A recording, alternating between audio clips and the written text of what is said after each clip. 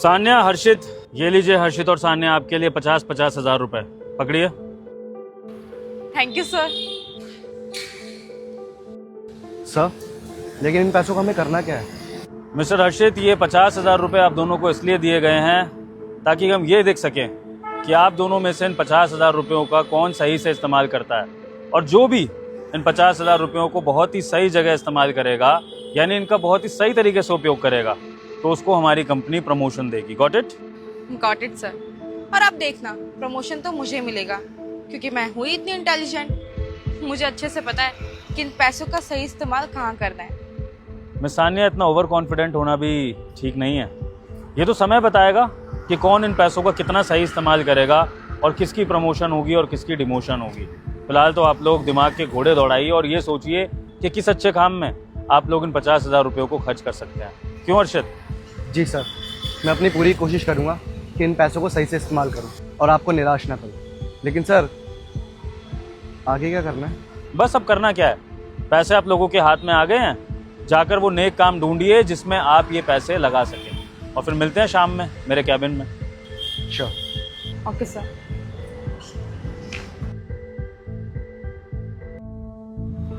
Sir ने इतने सारे पैसे दो तो दिए, लेकिन इन पैसों का मैं करूँगा क्या? अब फिजूल खर्चा भी नहीं कर सकता, कहीं अच्छी जगह ही खर्च करूँगा। एक काम करता हूँ, पहले उस चाय वाली के पैसे चुका देता हूँ। वो दीदी कब से मुझे कह रही थी कि मेरे पैसे दे देना, पहले कर। मुझे अच्छे से पता है ये 50,000 रुपये मुझे कहाँ इस्तेमाल करना है। इन 50,000 रुपये में मैं मॉल में जाके शॉपिंग करूंगी और सर को बोल दूंगी कि मैंने किसी गरीब की मदद कर दी है। मेरा प्रमोशन भी हो जाएगा और मेरी इतनी सारी शॉपिंग भी हो जाएगी। आज तो इतनी सारी शॉपिंग करके मुझे मजा ही आ गया। मेम साहब। हाँ बोल। मेम साहब, कुछ बात करनी थी, अगर आप इधर आ जाते तो बढ़िया रहता। क्या बात करनी है? बोल ना, सुन तो रही हूँ। वो दरअसल मेम साहब, हम ये कह रहे थे कि आपका जो बकाया है ना 2,000 रुपया, उसको चुका देते। कौन से पैसे की बात कर रही है? मुझे तो कुछ याद नहीं। मेम साहब, वो चाय वाला जो खाता आपका बना हुआ है ना, उसमें 2,000 रुपये हो गए आपके, उसको चुका दीजिए। अच्छा, वो पैसे? हाँ हाँ ठीक है, दे दूंगी। देख, अभी मेरे पास कोई पैसे नहीं है, अभी मेरी सैलरी भी नहीं आई है, मैं दे दूंगी जैसे मेरे पास आएंगे, समझी? वो दरअसल मेम साहब, हमारी बेटी बीमार है और हमें पैसों की बहुत सख्त जरूरत है, इसलिए मेम साहब अपना उधारी चुकता कर दीजिए। और मेम साहब, अगर 20-30 हजार रुपया मिल जाता ना, तो हमारी बेटी का इलाज हो जाता। अबे वो जाहिल औरत, तूने मुझे पागल समझ रखा है क्या? ये मैंने तेरे घर वालों का मैंने ठेका ले रखा है, या तू कौन लगती है मेरी जो तेरी बेटी का जाकर मैं इलाज करवाऊंगी? तेरे उधार के पैसे देने थे ना, वो मैं दे दूंगी कुछ दिनों में, ये बात तो मैंने तुझे बता दी है। लेकिन तू तो मेरे सर पर ही चढ़ गई है, न 10,000 न 20,000, सीधा 30-40 हजार की मदद कर दूं मैं तेरी। तू ना मेरी बात कान खोल के सुन ले। अभी तो मैं यहाँ से जा रही हूँ और मेरा मन जब करेगा ना, मैं जब तेरे पैसे दूंगी, अगर नहीं करा तो नहीं दूंगी। तू ना आज के बाद मुझे रोकने की कोशिश भी मत करी, तुझे तो फिर बताऊंगी। आई बात समझ में? पूरा मूड खराब कर दिया। अरे मेम साहब, मेम साहब।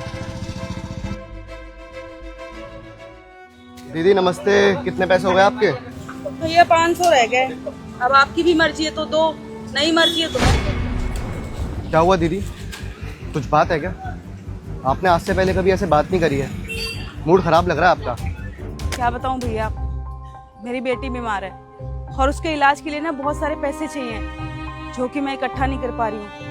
और एक उधार वाले हैं जो पैसे देने का नाम नहीं लेते, उनसे उधार मांगो तो बेइज्जती कर देते हैं। आई थी अभी आपके एक ऑफिस की मैडम, मांगे थे हम उनसे उधार, हमारा उधार तो चुकाया नहीं। एक मदद मांगी थोड़ी से पैसों की तो बेइज्जती अलग से कर दी, ना उधार दिया ना पैसे दिए, उल्टा सीधा अलग सुना दिया और सुनाकर चले गए। अब ये हम जैसे गरीब लोग जाएं तो कहाँ जाएं साहब? कभी कभी तो यही लगता है कि बस सब खत्म ही कर दें। बेटी के इलाज के लिए कितने पैसे चाहिए? साहब, डॉक्टर साहब तो हमसे 30-40 हजार रुपया बोले हैं, पर हम कहाँ से इकट्ठा करेंगे, हमें तो कुछ समझ में नहीं आ रहा है। आप एक काम करो ना, ये 50,000 रुपये रख लो, आपकी बेटी का इलाज भी हो जाएगा। लो। लेकिन साहब, इतना सारा पैसा हम आपका कहाँ से चुकाएंगे? अरे दीदी, मैंने चुकाने की बात करी है, आप पैसे तो रखो, अपनी बेटी का इलाज कराओ पहले फटाफट, वो बाद में देखा जाएगा। लो, मांगे मैंने आपसे पैसे। आपका बहुत बहुत धन्यवाद साहब। आज तो आप हमारे लिए पूरे भगवान की तरह आए हो। बहुत बहुत धन्यवाद साहब, इसका कर्ज हम कभी नहीं चुका पाएंगे आपका। दीदी, आप भी कैसी बातें करते हो। अरे आजकल तो लोग अनजानों की भी मदद कर देते हैं, और आप तो फिर भी हमारे अपने ही हो। आपकी दुकान पे आते हैं, ठेले पे आते हैं, चाय पीते हैं, आपसे खाता चलता है, उधार चलता है, तो इतना फर्ज तो मेरा भी बनता है ना कि मैं आपकी मदद करूँ। तो आप ज़्यादा मत सोचो, इन पैसों को लो और अपनी बेटी का इलाज कराओ। और अगर किसी और चीज़ की भी ज़रूरत हो ना, तो मुझसे जितना बनेगा ना, मैं उतनी आपकी मदद करूँगा। समझे आप? बहुत बहुत धन्यवाद साहब, आपने मेरे लिए इतना कुछ किया। आज के ज़माने में कौन ऐसा करता है साहब।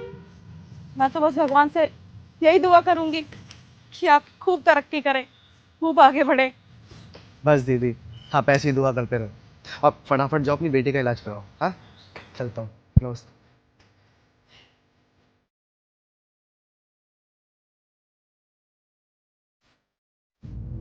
Okay guys, welcome back. उम्मीद करता हूँ कि उन 50,000 रुपयों का आपने बहुत अच्छा इस्तेमाल करा होगा। बताइए फिर, आपने उन 50,000 रुपयों का कैसे कैसे इस्तेमाल किया? सर मैंने तो उन 50,000 रुपये से एक गरीब की मदद की है। Very nice. और हर्षित, आपने क्या करा उन 50,000 रुपयों का? सर, जो हमारी कंपनी के बाहर ठेला लगता है ना चाय का, जो दीदी बैठती है, वो पूरे 50,000 रुपये मैंने उनको दी थी। क्यों? सर, वो बात दरअसल ये थी कि उनकी बेटी की तबीयत बहुत ज़्यादा ख़राब है, हॉस्पिटल के अंदर है वो। डॉक्टर ने बोला कि 40,000 रुपये लगेंगे, तो मैंने सोचा कि क्यों ना इसकी मदद कर दी जाए। और वैसे भी सर, आपने तो कहा था कि अच्छे काम में पैसे लगाना या ज़रूरतमंद की मदद कर देना, तो मुझे लगा कि इन पैसों की ज़रूरत उनको ज़्यादा है, इसलिए बस मैंने उनको पैसे दे दिए। बहुत अच्छी बात है। मुझे ये सुनकर बहुत अच्छा लगा कि मेरी कंपनी के एम्प्लॉयज़ इतनी इंसानियत रखते हैं अपने अंदर कि जैसे उनको नेक काम करने के लिए पैसा मिला, दोनों ने अपने अपने हिस्से का नेक काम कर दिया।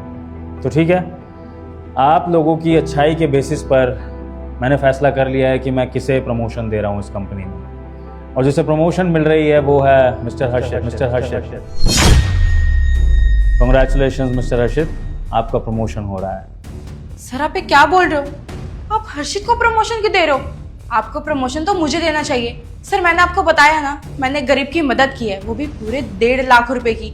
इसने तो सिर्फ 50,000 रुपए की मदद की है, और इसके पास क्या ही है, ना क्लास है, ना इंटेलिजेंट है, ना दिखता अच्छा है। ये ना आपकी कंपनी को ना लॉस में ले जाएगा, लेकिन मैं ना सर आपकी कंपनी को और भी फायदे में ले जाऊंगी।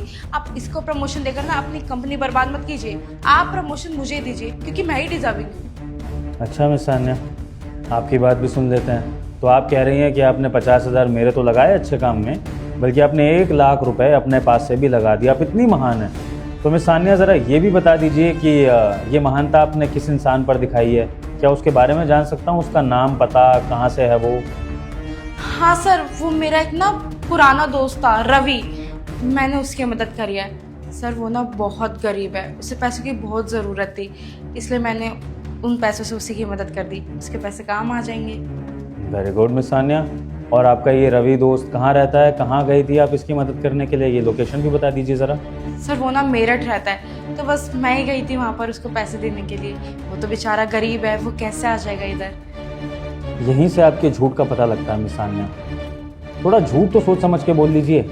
आप में झूठ बोलने की अकल है नहीं, और आप हर्षित से अपनी इंटेलिजेंस कंपेयर कर रही हैं।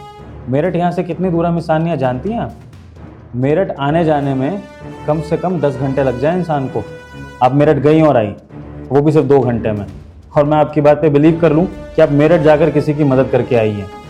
मिस सान्या, आपको क्या लगता है कि आपकी कंपनी का बॉस इतना पागल है कि उसने आपको 50,000 रुपये यूं ही दे दिए? आप दोनों के ऊपर पूरी निगरानी रखी जा रही थी कि आप लोग अपने पैसों का क्या करने वाले हैं। वो चाय वाली याद है आपको, जिसको आप दोनों ने कुछ कुछ पैसे दिए होंगे? सॉरी, सिर्फ हर्षित ने पैसे दिए थे, आपने तो दिए ही नहीं थे। वो चाय वाली हमारी कंपनी के साथ मिली हुई थी इस टेस्ट में, और उसने मुझे सब कुछ बताया कि किसने उसके साथ किस तरह का व्यवहार किया। जब सानिया से उसके उधार के पैसे मांगे गए तो उसने उधार के पैसे भी नहीं दिए, और मदद मांगने पर तो सानिया ने चिल्लाकर उल्टा सीधा भी बोल दिया। जबकि वही हर्षित ने ना सिर्फ अपना उधार चुकाया, बल्कि हर्षित ने चाय वाली को सारे के सारे 50,000 रुपये दे दिए। जबकि हर्षित चाहता तो कुछ पैसे तो अपने पास रख सकता था, लेकिन नहीं, हर्षित ने सारे पैसे उसको दे दिए। जिससे कि ये पता लगता है कि हर्षित के अंदर ना सिर्फ काबिलियत है, बल्कि इंसानियत सही मायनों में है। वो दिखावे के लिए अच्छाई नहीं करता है, वो अच्छाई अपने लिए करता है। और मिस सान्या, आप जैसे एम्प्लॉय सिर्फ बॉस को इम्प्रेस करने के लिए अच्छे बने रहते हैं और बॉस के पीछे से आप बॉस को भी गाली दे दे, आप ऐसे लोग हैं। तो इसलिए मिस सान्या, आपका डिमोशन होता है और हर्षित का प्रमोशन। और कुछ कहना है आपको miss Sanya? Sir I am so sorry, मुझे माफ़ कर दो, मैं आगे से ऐसा नहीं करूँगी, लेकिन आप प्लीज़ ऐसे मुझे डिमोशन मत दीजिए। चलिए ठीक है मिस सान्या, इस बार के लिए आपको माफ़ कर रहा हूँ, लेकिन मिस सान्या याद रखिए, जिस तरह से आपने इन 50,000 रुपयों का नुकसान करा है, अगर आपने फ्यूचर में कंपनी का कोई नुकसान करने की सोची तो याद रखिएगा भरपाई आप ही करेंगी। जैसे इन 50,000 रुपयों की भरपाई आप करेंगी, ये पैसे आपकी सैलरी में से काटे जाएंगे अगले महीने, तो उसके लिए तैयार रहिएगा। ओके? Okay sir. ठीक है मिस सान्या, आप जा सकती हैं। आई होप आपको हर्षित से लेसन मिला हो और आप अपनी ज़िंदगी में भी कुछ चेंज लाने की कोशिश करें। You may leave now. Okay sir. Mister Harshit, बहुत अच्छा लगा आपकी ईमानदारी देखकर, आपके अंदर की इंसानियत देखकर। उम्मीद करता हूँ कि इस प्रमोशन के साथ साथ ना सिर्फ आप अपनी अच्छाई को बढ़ाएंगे बल्कि अपनी जिम्मेदारियों को भी बढ़ाएंगे और कंपनी में और मन लगा के काम करेंगे। बिल्कुल सर, आपकी उम्मीदों पर मैं खड़ा उतरूंगा और आप देखना, इस कंपनी को बहुत आगे लेके जाऊंगा। बिल्कुल। बाकी जो 50,000 रुपये आपने खर्च करे ना हर्षित, ये 50,000 आपको और दिए जाएंगे आपके पर्सनल खर्चों के लिए, ताकि आपको मोटिवेशन फील हो और आगे आप ऐसे ही अच्छे काम करें। ठीक है? Thank you so much sir. Okay Harshit, see you tomorrow at your next promoted position. Okay sir, have a nice day.